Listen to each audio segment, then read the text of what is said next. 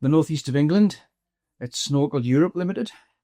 And we're going to go around the table and introduce everybody. So I'm going to start with you, Andrew. So I'm Andrew Fishburn, Vice President of Sales for UK and EMEA. I've been with Snorkel coming up to 10 years now. Thank you, Andrew. My name is Carl Bartlett. I'm the Director of Certification Services for HAE EHA. My name is Nigel Hall. I'm quality manager for Snorkel Vigo, the UK site here. Been here just over 9 years. Thank you. I'm Paul Gaze, CEO of HAE EHA. And David Graham, General Manager for Vigo. I've been with the business coming up 18, 19 years now in all different guises, but in my current role as General Manager for the last 3 years. Thank you, David. Paul, I'm going to start with you. You've got some questions, I believe, for the group. I think, first of all, we need a little bit of background about Snorkel UK and their involvement with the HAE.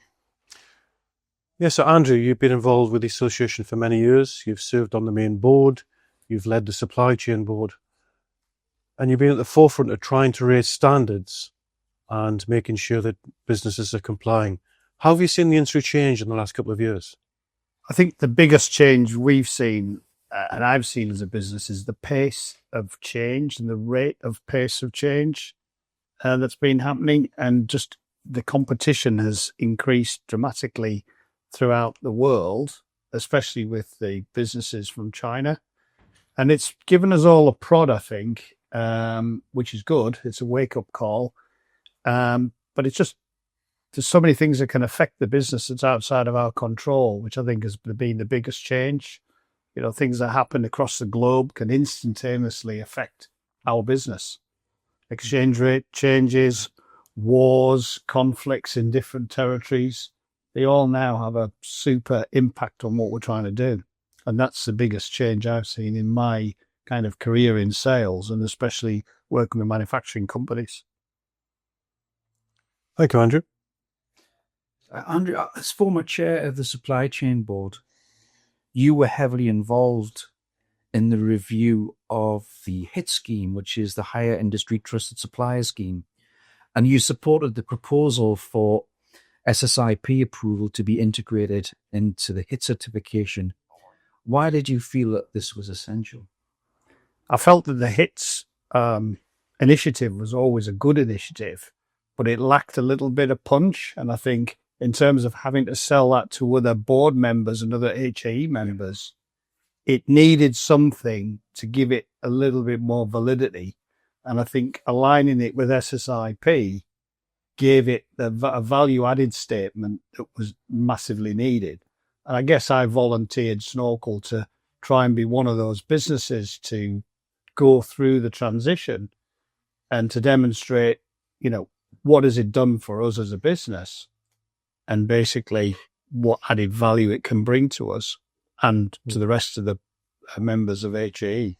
Yeah, perfect. Yeah, thank you. So I'm going to move on to, for those who will be watching this podcast, who don't know what HITS is. The HITS scheme was developed by the Supply Chain Board of the Hire Association of Europe and the Vent Hire Association, with the assistance of the Chartered Institute of Purchasing and Supply. The HITS questionnaire includes elements of the Common Assessment Standard developed by Build UK to improve efficiency, reduce costs, and raise the standards in construction supply chain pre-qualification. So,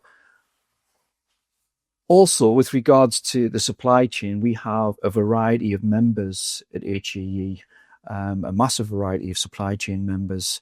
And I think it's important to tell the audience today what Snorkel is all about, you know, what you guys do. So, David, you know, you tell us a little bit about Snorkel, what you manufacture, what products are available to your customer base. Yeah. So we manufacture aerial access platforms from kind of 6 meter to 60 meters here in Vigo. We ship them Europe, Middle East, and Asia. So as well as the UK, obviously. One of 3 manufacturing sites for the group. And the European arm here at Vigo, we've been here for since 2015 under Snorkel. So previous to that under another guy. So three manufacturing lines here. We have in-house powder coating, which is one of our unique selling points.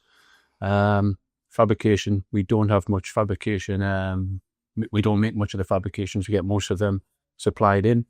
We powder coat them, and then we build the about 15 different machine lines, ranging from our push around machines to the 660 bigger stick booms. Do all the testing in-house, all the safety work in-house. Nigel, quality manager, responsible for that side of the plant. So part of my team is health and safety, quality, engineering, which includes design, design, maintenance, and manufacturing engineering, who help with all the lean improvements we make in-house. So that's what we do. In here we have our spare parts that we work out of Vigo as well. Yeah. We satisfy all our customers' aftermarket needs with our spare parts and service support. So, supporting the machine for the lifetime, not just shipping it out the door and then that's the end of it for us. So that's another unique selling point we feel at Snorkel, where we're supporting the machine, not just in its warranty period, but for its lifespan whilst it's out in the field as well. And it's, of course, manufactured in the UK as well. So. It is. Yeah. And obviously you're part of a larger organisation whereby, I go back to when I was a kid and we used to see Simon Snorkel, the fire engine type, and even then I was aware of the brand, if you like. So there's quite a lot of history with the brand as well. There is, yeah. And dating back to obviously an American-owned business now, but as I say, the European arm is what we're responsible for at the moment, yeah. So the big question is, guys, having been through the HITS process, obviously we did quite a bit of work on it to make it relevant to the supply chain. We did quite a bit of work integrating the SSIP approval into it. But how did you find the assessment in general? Was it a challenge for you? I would say yes, it was a challenge. The main reason behind that was because, I'm quality, so I know quality, I know the standard and that, but it covers a lot of different areas: sustainability, health and safety, all of that sort of stuff that I would say I'm getting myself into, but not fully up to speed. I probably know more about the sustainability and engine environment than I do about the health and safety. Now, the health and safety on this was quite a big part of it. It is. So that was a bit of a challenge for me, but not a negative challenge, an interesting challenge. So now I probably know as much about health and safety as our health and safety officers. So that's two people in the boat with the same skills is good. So yeah, when you say it was a challenge, was it a good challenge because did it make you look at some of your arrangements and think, oh, you know what, we could do better here, or we this is an opportunity for us to improve. So was it helpful that way? It was, yeah. Snorkel's been here 20 years now. And as far as our subcontractors go, we don't change our subcontractors, and they're still going. We're still using them. But you get to that point of what the subcontractors can do, so you don't sort of ask for some of the documentation that's requested on this. Yeah. So it's sort of a bit of a reset for us to say, if we're employing a welder for something, we need their skills. Yeah. If we're getting someone to go on the roof, we need to know that they know how to do that sort of stuff. So it did cause a bit of a reset on site to get us back to standard, so to speak.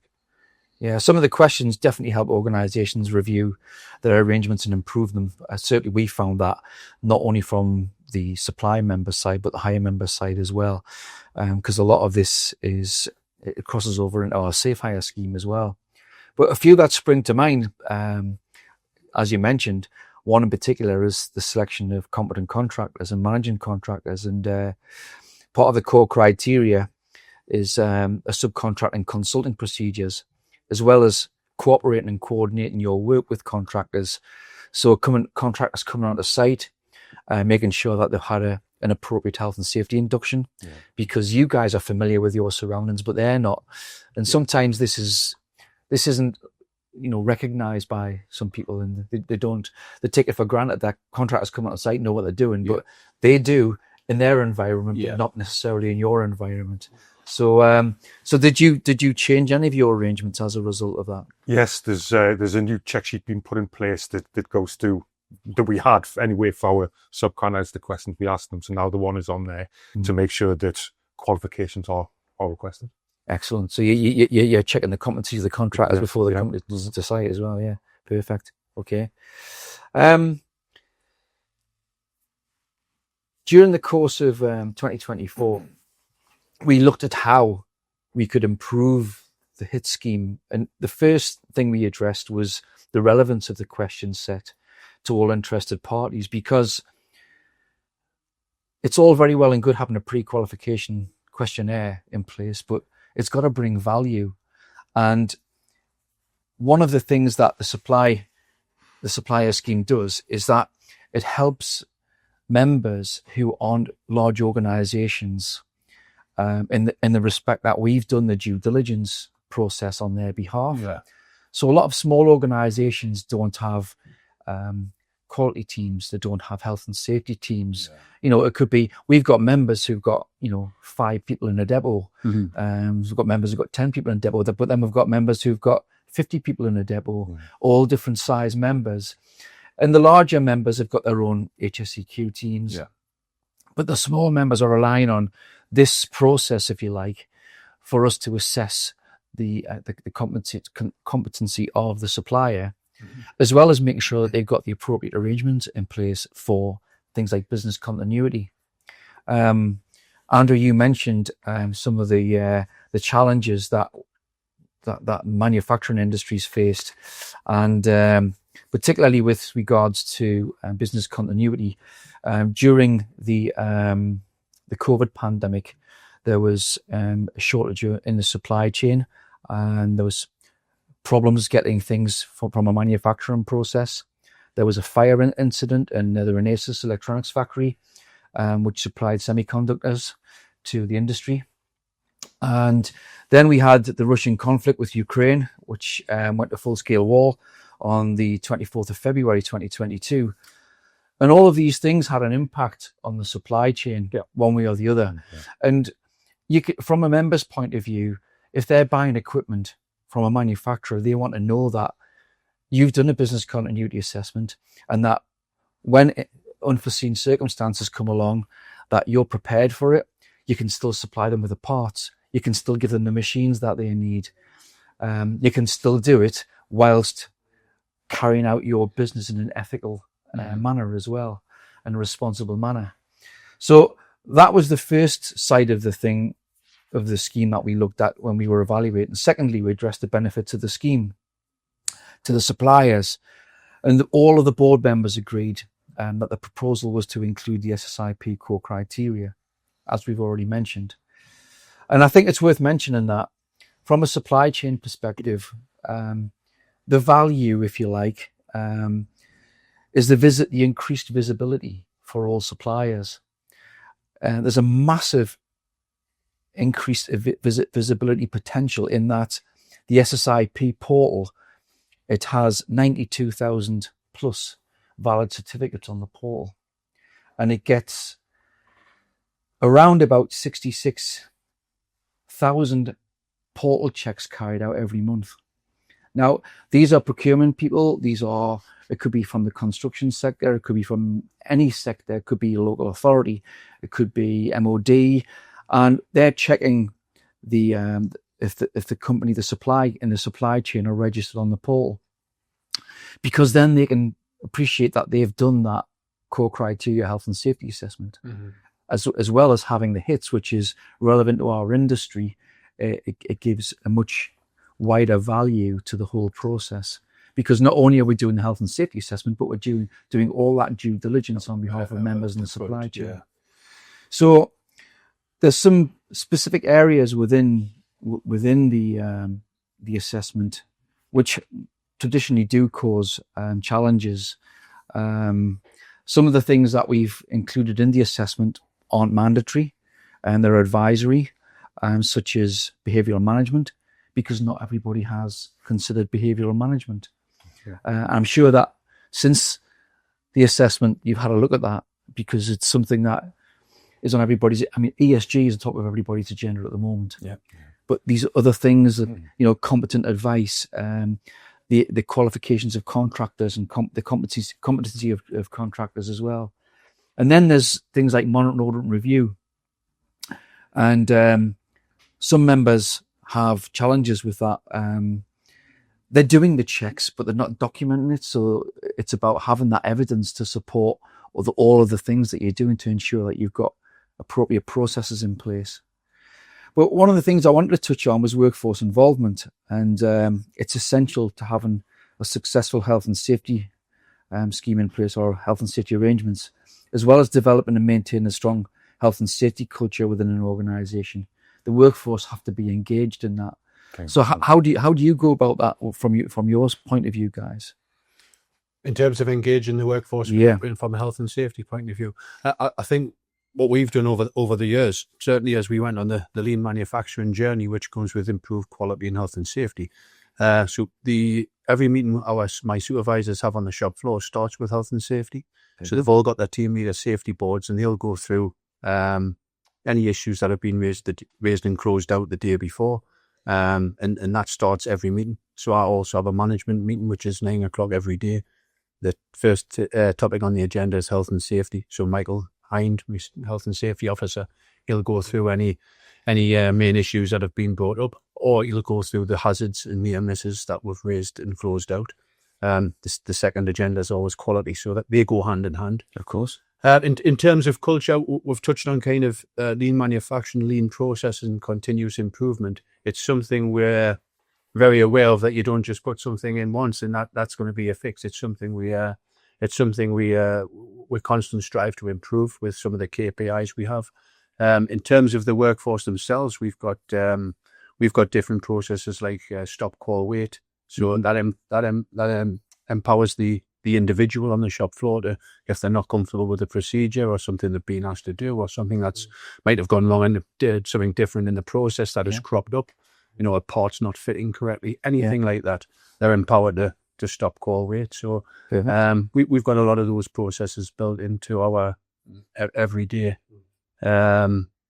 manufacturing. That's right from the operators through to the team leaders, Nigel and his quality team. The quality circles we have, so there's on hand support for all the guys out on the shop floor in terms of whether it's a quality input we need from a quality technician, our manufacturing technicians, manufacturing engineers. So it's a real team effort, and you mentioned the word culture. It's something that we try and breed into people we bring into the business, new starters. So we, right from the offset on their first day, as we induct them, we'll take them through all the features we have in place that make themselves and their work colleagues safe.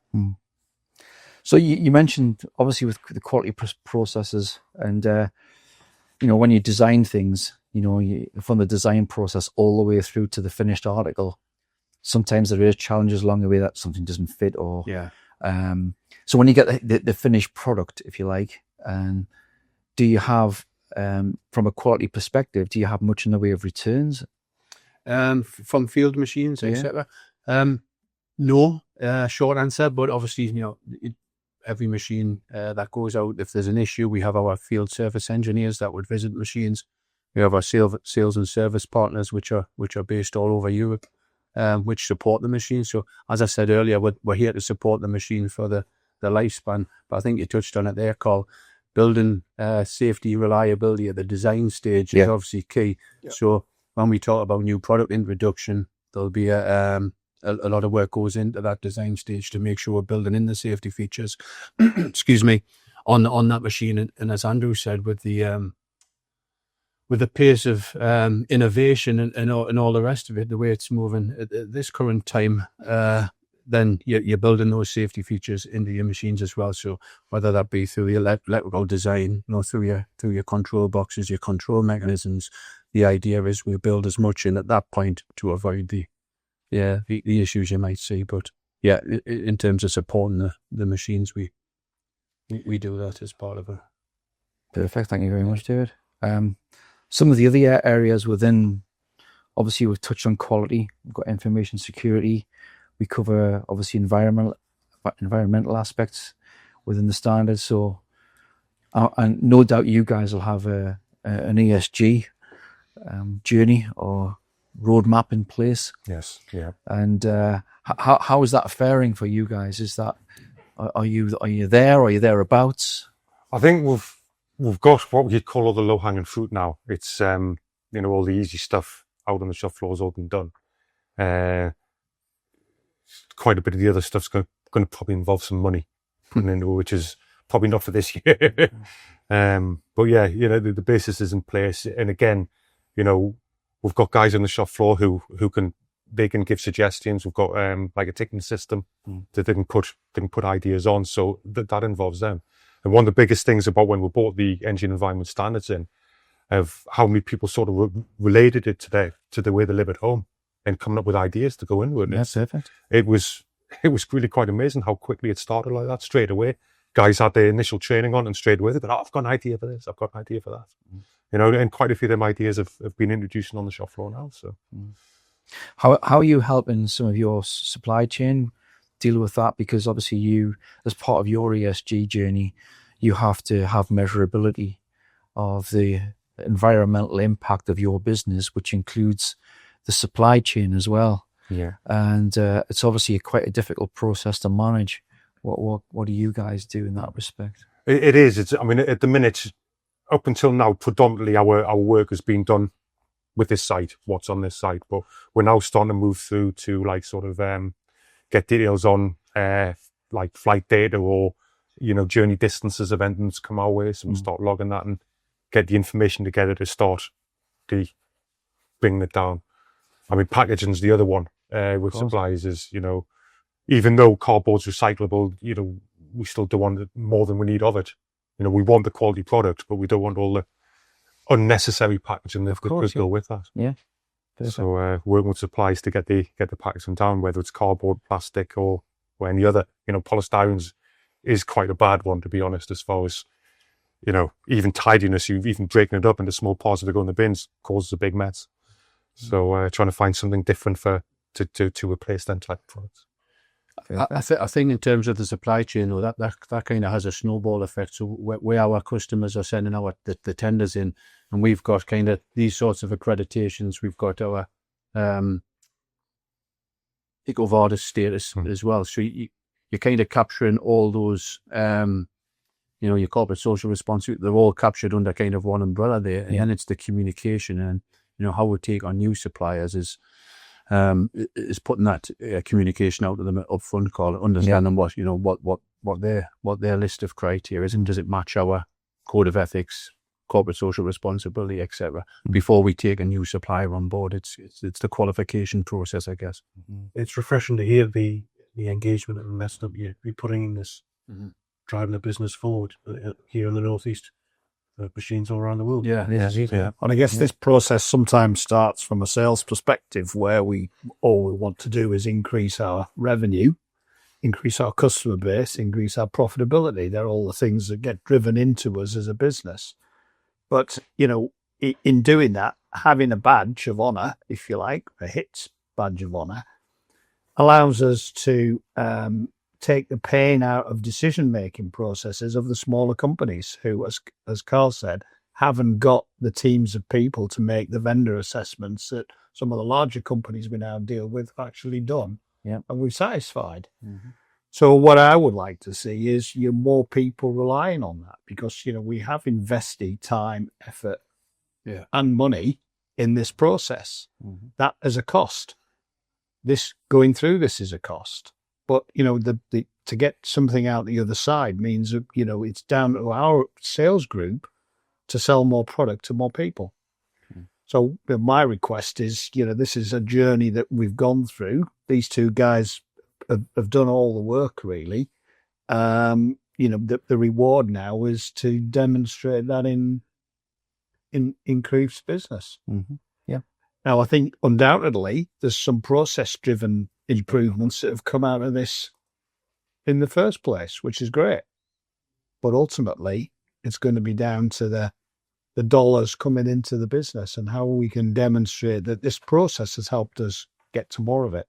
I think the other side of that is protecting the business you've got. What business would you not get by not, and showing all your accreditations, giving the confidence that we're a responsible supplier, etc. So as an OEM, it's business that you're gonna keep and not lose as well. I mean, a high proportion of our business comes from repeat customers. Yeah.